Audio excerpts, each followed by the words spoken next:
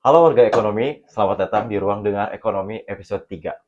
Ruang ngobrolnya mahasiswa aktif, ekonomi yang siap bahas berbagai isu hangat yang berada di FEB Unisba.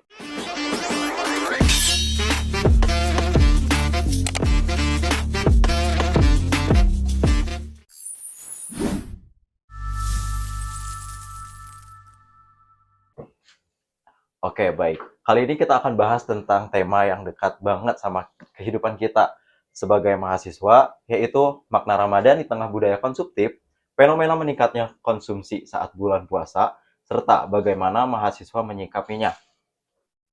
Kita akan melihat bagaimana esensi Ramadan seharusnya dipahami. Apakah maknanya masih relevan di tengah tren digital dan gaya hidup modern? Dan gimana caranya kita tetap bisa jaga keseimbangan antara ibadah dan aktivitas sosial kita sehari-hari? Dan tentunya pembahasan ini gak akan lengkap tanpa kehadiran narasumber yang sangat luar biasa hari ini. Hari ini kita ditemani oleh seorang dosen pengampu dari Fakultas Syariah, yaitu Bapak Dr. Amrullah Hayatuddin, SMH Yes, IMAG. saya MAG. Oke. Yang insya Allah akan membantu kita melihat Ramadan bukan hanya sekedar dari sisi spiritual, tapi juga dari sisi sosial dan perilaku ekonomi. Beliau juga akan berbagi pandangan tentang bagaimana Islam memandang konsumsi, kesederhanaan, serta bagaimana seharusnya mahasiswa memahami bulan suci ini secara langsung. Gitu. Baik, kita akan sapa saja langsung ya Bapak. Baik, Assalamualaikum warahmatullahi wabarakatuh. Waalaikumsalam warahmatullahi wabarakatuh. Sehat Kang? Alhamdulillah sehat Bapak. Sebelumnya kami ucapkan terima kasih banyak Bapak atas kehadiran dan meluangkan waktunya untuk ruang diskusi hari ini Siap. Bapak. Oke, baik Bapak, mungkin kita akan langsung saja ke pertanyaan yang pertama ya Boleh. Bapak mungkin ya. Nah, menurut Bapak nih, apa esensi utama Ramadan yang seharusnya dipahami oleh seorang mahasiswa? Sebetulnya Ramadan itu kan ibadah yang eh, kita menunggunya cukup lama gitu ya. Dalam 11 bulan kita menunggu 1 bulan momentum yang luar biasa dan idealnya kan 1 bulan yang mana di 1 bulan itu keutamaannya lebih baik daripada 11 bulan sebelumnya kan gitu. Iya betul, Mas. Itulah yang kita harus antusias dengan datangnya Ramadan itu, Iya, baik bagi mahasiswa atau seluruh manusia yang beriman itu mestinya berbahagia, antusias dengan menyambut bulan Ramadan ini. oke. Tentunya kan gitu. Baik, berarti esensi utama Ramadan itu bukan hanya untuk mahasiswa ya Pak ya Kak, untuk seluruh umat Muslim dan Betul, karena memang di dalam satu satu malamnya saja ada yang kualitasnya lebih baik daripada 1.000 bulan gitu.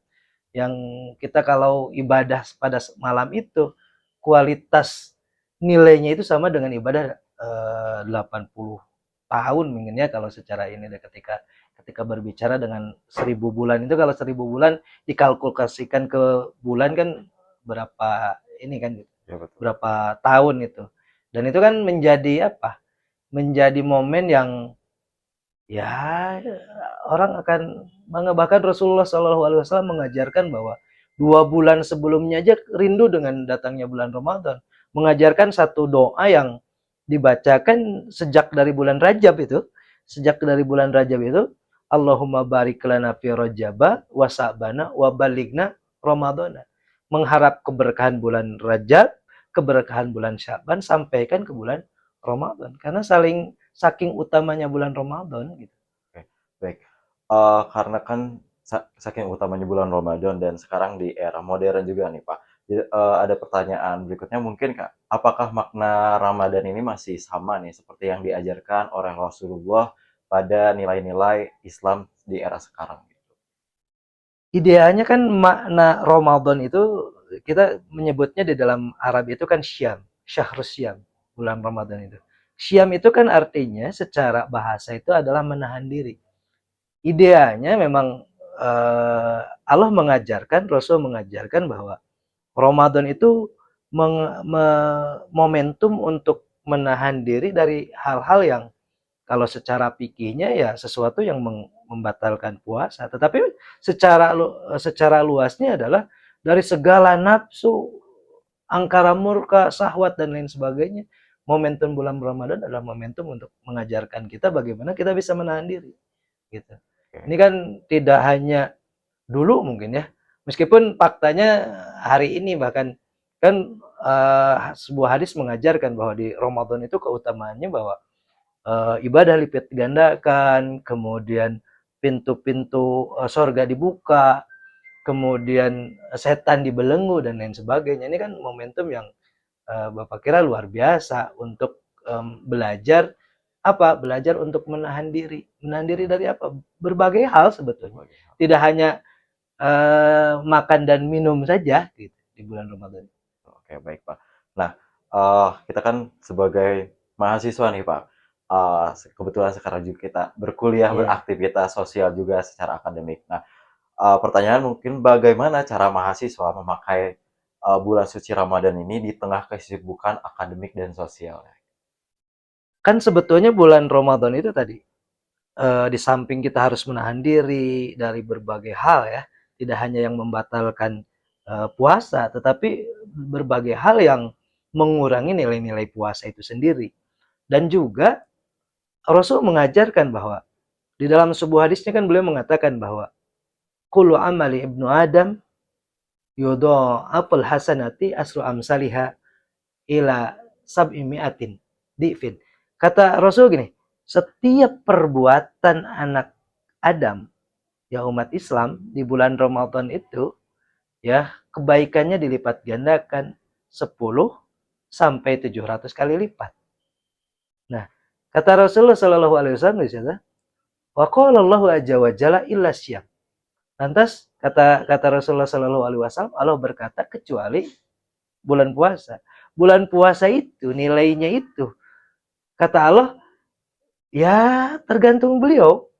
Ya tidak kan kalau ibadah yang lain misalkan kita sholat nih di bulan-bulan selain Ramadan nilainya itu 10. Ya karena janjinya Allah mengatakan gitu, berbuat baik pergantiannya 10. Tapi ketika di bulan Ramadan itu tak terbatas. Jadi kemuliaannya itu yang luar biasa. Maka bagi kita sebagai itu momentum inilah momentum terbaik sebetulnya untuk produktif dan lain sebagainya. Produktif di bulan selain Ramadan mungkin nilainya hanya 10. Tapi kalau di dalam bulan Ramadan itu banyak sekali. Inilah yang harusnya menjadi motivasi gitu kan. Motivasi bagi kita ya akademisi, bagi mahasiswa untuk selalu produktif meskipun posisinya di bulan Ramadan karena Allah memberikan ganjaran yang lebih baik. Ya produktivitas itu lebih baik pahalanya daripada di bulan-bulan yang lain. Gitu. Baik, betul.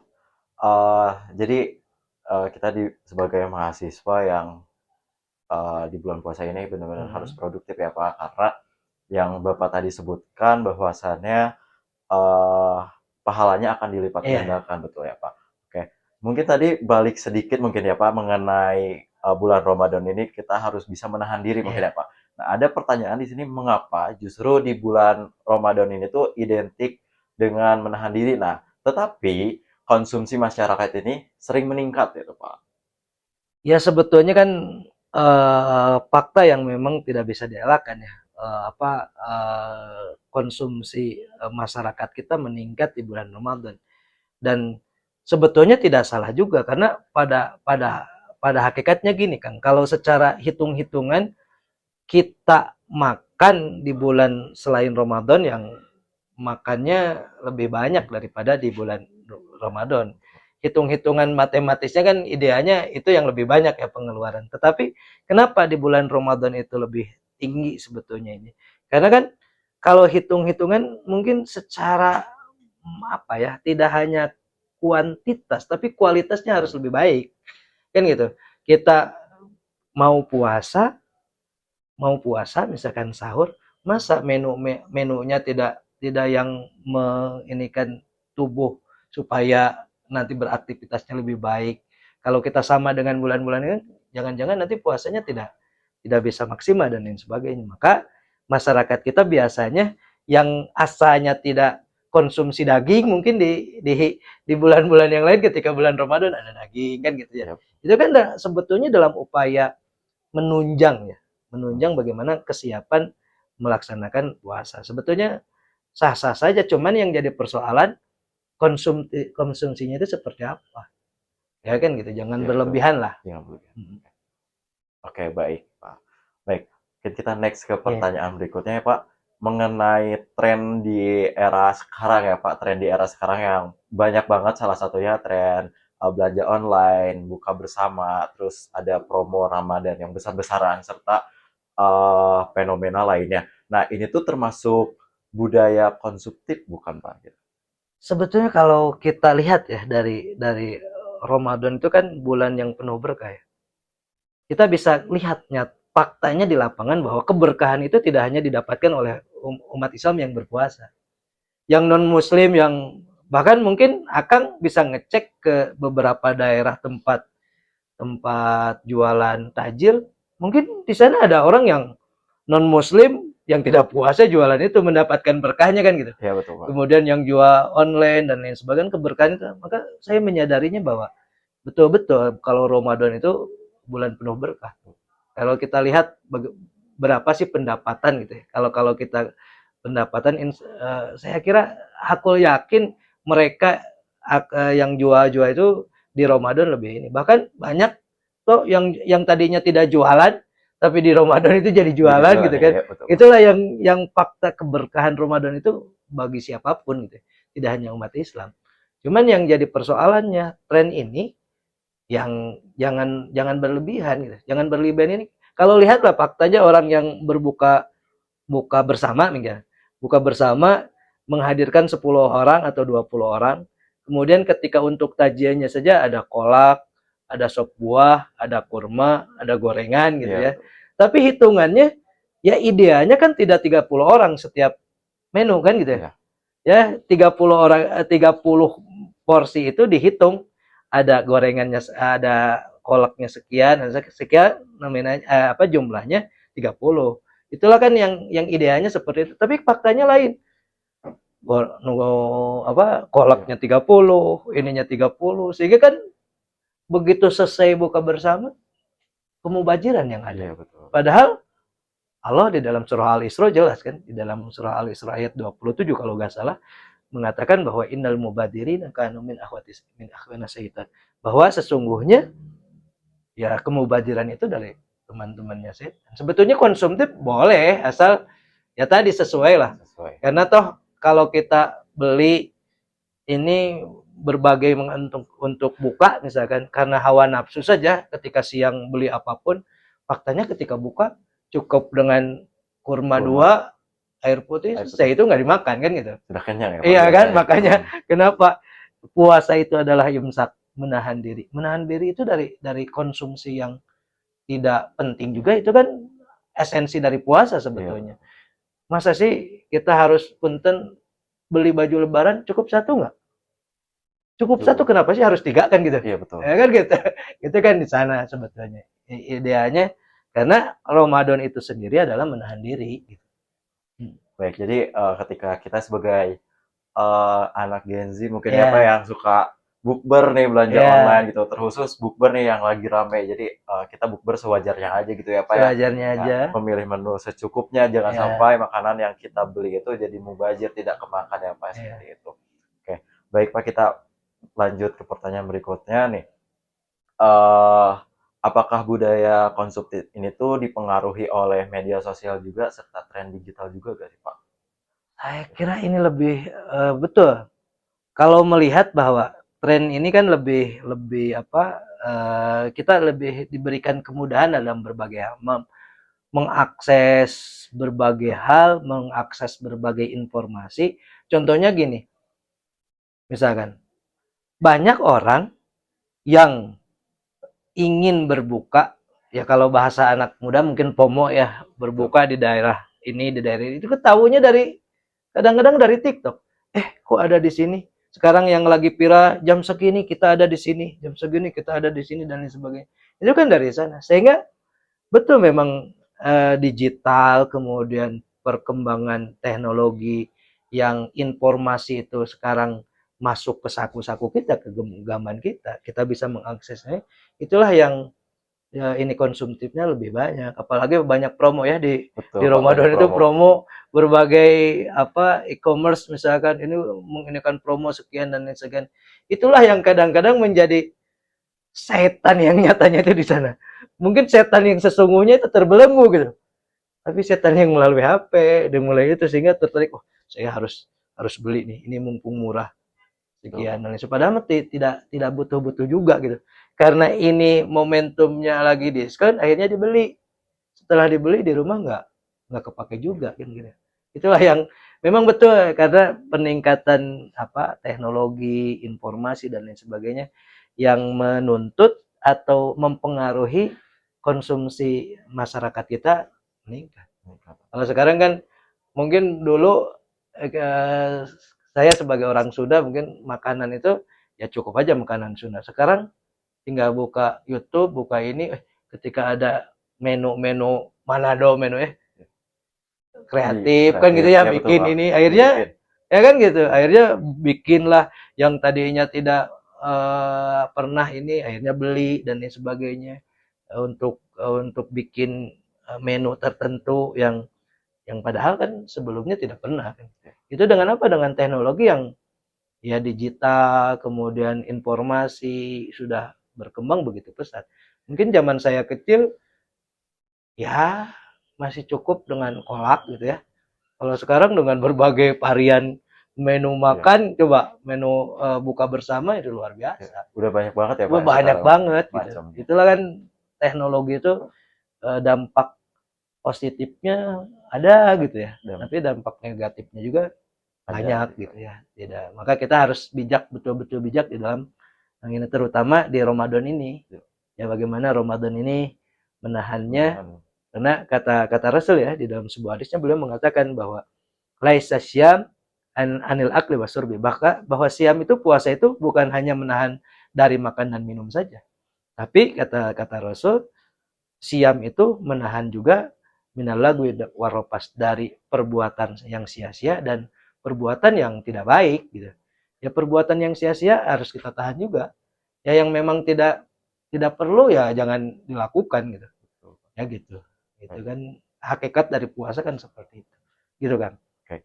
Baik, jadi pada dasarnya ya Pak, Hmm. tren digital ini benar-benar mempengaruhi, tapi bagaimana cara kita Iya menyikapinya ya Pak ya menyikapi. gitu. Seperti yang tadi Bapak katakan bahwasanya kita tetap harus menahan diri nih dari Iya. segala sesuatu yang menggoda dari digital-digital ini gitu Iya. ya Pak ya. Oke, Harus bijak lah. Kita harus bijak kita nggak boleh juga meninggalkan teknologi digital itu, iya, tapi bagaimana kita tidak menjadi budak digital, iya, budak teknologi, budak perkembangan zaman, tapi bagaimana kita bisa menengahi, bisa bijak di dalam ini. Jangan sampai ya kita menjadi rugi sendiri gitu secara finansial, secara ini kalau kita mengejarnya hanya nafsu gitu. oke. Memang. Baik Pak, mungkin dari tadi yang kita obrolkan lumayan banyak juga. Nah, Hmm. dari segi itu yang paling penting kita sorot itu sebagai mahasiswa ini di bulan suci Ramadan ini biar tetap bermakna dan tidak terjebak nih di budaya konsumtif dan Ya. budaya digitalnya ini. Iya tadi pada hakikatnya kan kita harus harus tahu sesungguhnya hakikat puasa itu sendiri. Maka sebetulnya bekal puasa itu kan sebetulnya sebelum Ramadan itu ada beberapa hal yang perlu kita punyai. Ya, ada bekal itu kan saya selalu mengatakan bahwa minimal empat bekal itu di dalam menghadapi puasa. Satu, bekalnya adalah bekal iman. Karena kalau tanpa iman ngapain sih kita memindahkan makan yang tadinya siang makan kemudian kok sekarang ke malam, kemudian ibadah tidurnya menjadi berkurang karena harus sahur, kemudian banyak ibadah di malamnya ataupun di siangnya. Itu kan bekalnya bekal iman. Yang kedua sebetulnya bekal ilmu. Dengan ilmu itu kan kita harus jadi tahu hakikat puasa itu sebetulnya apa. Jangan sampai tadi kan Rasul mengatakan rubba min shaimin laisa min siyami ilal jual atas, bahwa berapa banyak orang yang berpuasa dia tidak mendapatkan apa-apa. Dia hanya bisa mendapatkan rasa lapar, mendapatkan rasa haus, tidak punya nilai apapun dari puasanya. Kenapa itu bisa terjadi? Karena kekurangan ilmu. Kita tidak tahu hakikat puasa yang sesungguhnya itu apa sebetulnya. Kan sekarang mendapatkan ilmu itu tidak mesti melalui jalur bangku kuliah sebetulnya kan. Betul. Dengan teknologi kita bisa buka YouTube, bagaimana sih puasa yang sesungguhnya, ustadz-ustadz yang keilmuannya jelas gitu ya, lihat puasa yang baik itu seperti apa. Kemudian sesungguhnya kemudian yang ketiga adalah bekalnya adalah bekal harta sebetulnya.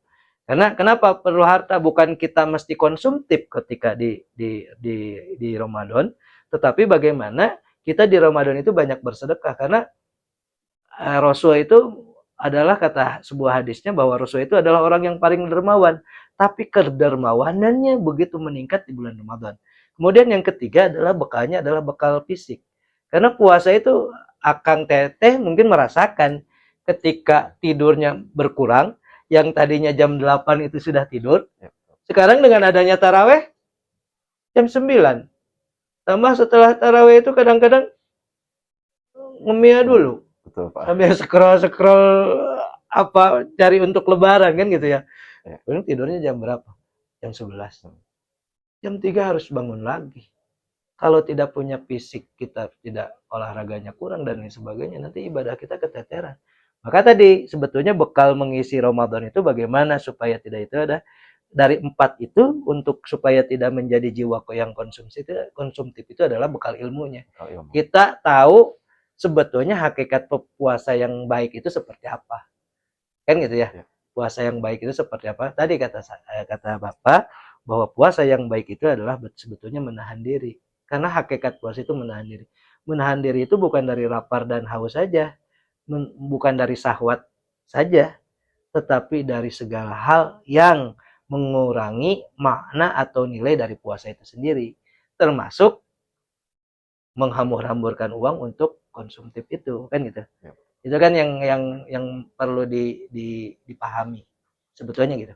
Oke, baik Pak, dari beberapa pembahasan tadi yang cukup lumayan banyak, mungkin ada pesan nih untuk mahasiswa nih agar Ramadan ini tetap bermakna dan tidak sekedar menjadi rutinitas tahunan saja. Kalau saya sih pesannya simpel sebetulnya kan.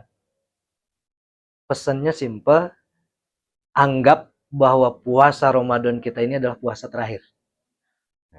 Ya, puasa terakhir. Kita kan nggak tahu apakah akan dipertemukan lagi dengan Ramadan tahun depan, kan kita tidak tahu.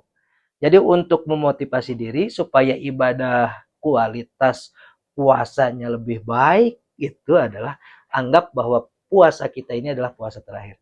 Karena kan suatu keterangan mengatakan bahwa i'mali dunya ka'annaka ini abadan wa amal li akhiratika ka'annaka tamutu gadan. Bahwa kata pepatah itu mengatakan, berbuatlah untuk urusan duniamu seakan-akan engkau akan hidup selamanya. Nggak boleh tuh kalau urusan dunia kerja besok akan mati. Akan malas kita kerja, ngapain saya kerja, besok mati kok. Tapi kalau urusan ibadah dibalik. Kalau urusan ibadah, dalam urusan ibadah anggap bahwa besok itu kita akan mati, tidak punya kesempatan untuk bertobat. Maka insya Allah tuh kalau punya pemahaman itu, keimanannya kuat tadi, ilmunya punya, kemudian kita pahamnya itu, puasa kita akan lebih baik sebetulnya. Mengusahakan lah, ya, mengusahakan bahwa puasa Ramadan kita lebih baik daripada tahun sebelumnya. Kan kualitasnya ya, kualitasnya. Karena kan kuantitasnya mungkin berbeda, sekarang 29, tahun depan atau kemarin 30 hari kan gitu ya. Itu kan ini, tapi kualitas puasanya itu seperti apa? Jangan-jangan puasa kita itu yang ditakutkan oleh Rasul, karena Rasul mengatakan rubba min shaimin laisa min siyamihi lal juwal atas. Berapa banyak orang yang berpuasa dia tidak mendapatkan apa-apa dari puasanya, hanya mendapatkan rasa haus dan rasa lapar saja. Kan kita tidak mau. Maka untuk menghindari itu tadi, perkuat iman, perbanyak, pertebal dengan ilmunya supaya kualitas puasa kita baik gitu. Baik Bapak, mungkin sudah cukup pertanyaannya. Terima kasih banyak sebelumnya. Mungkin ada kata-kata terakhir mungkin buat para mahasiswa Universitas Islam Bandung. Siap. Ya, untuk mahasiswa, seluruh mahasiswa tetap semangat di puasanya, meskipun puasa itu kan banyak menyita waktu terkait dengan bagaimana kita kurang tidur dan lain sebagainya. Tapi hendaklah itu tidak menjadi alasan tidak produktif, tidak kreatif, terus eh, bekerja, terus melaksanakan aktivitas perkuliahannya dengan baik. Karena niatkan itu karena lillahi ta'ala dan ikhlas karena Allah Ta'ala. Insya Allah janji Allah bahwa man soma ramadanan imanan wahtisaban ghufira lahu ma taqaddama min dzanbi. Barang siapa yang berpuasa dia kemudian karena iman, karena kekuatan imannya dan juga keikhlasannya, maka dosa-dosanya akan diampuni oleh Allah. Kemudian apalagi puasanya itu diisi dengan nilai-nilai yang baik ya, nilai-nilai yang produktif, tentu niatkan lillahi ta'ala. Mudah-mudahan jangan-jangan pekerjaan itulah yang mendapatkan rahmatnya Allah Subhanahu wa Ta'ala. Kan kita tidak tahu. Ya, tidak tahu. Jangan-jangan yang mendapatkan rahmatnya yang mengantarkan kita ke surga Allah adalah karena podcast kita hari ini. Betul. Kita kan nggak tahu. Ya. Benar nggak? Benar. Kalau podcast kita ternyata berdampak positif bagi orang, kemudian orang itu menjadi berubah, menjadi lebih baik, kita menjadi memberikan amal jariah kan. Kan kita nggak tahu gitu. Jadi selalu dalam setiap aktivitas niatkan ibadah kepada Allah Subhanahu wa Ta'ala, apalagi di bulan Ramadan. Mungkin itu. Oke, baik. Itu dia pembahasan kita di ruang dengar ekonomi kali ini tentang makna Ramadan di tengah bulan konsumtif.